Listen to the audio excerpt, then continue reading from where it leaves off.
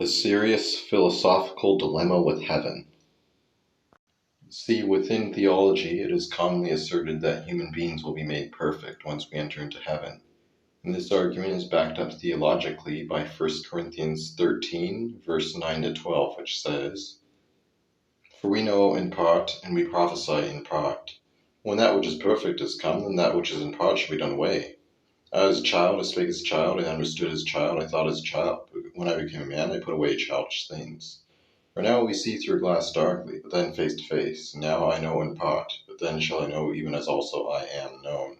Now the philosophical problem I have with this is, if we become perfect in heaven, what enjoyment will there be?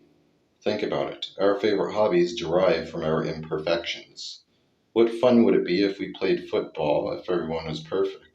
Or to play bowling if everyone got a strike every single time? There would be no fun in that because we derive pleasure out of the unknown, out of not knowing whether or not we could win or lose a game, or not knowing what comes next.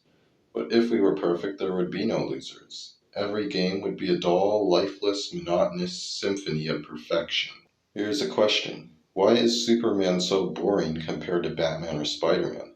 Because he is perfect and has pretty much no flaws.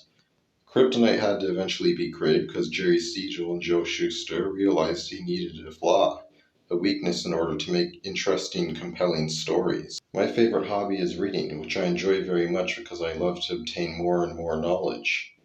But in a perfect world like heaven, where it is explicitly stated in 1 Corinthians 13 that we would have perfect knowledge, the hobby of reading would become obsolete.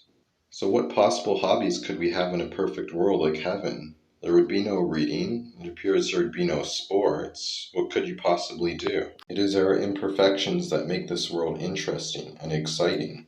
Now, perhaps you could argue your way out of this by saying we will not be perfect in heaven. But then we could conclude that God would allow sin into heaven, and that would contradict his own word. So we have a serious philosophical dilemma here, which there seems to be no viable answer.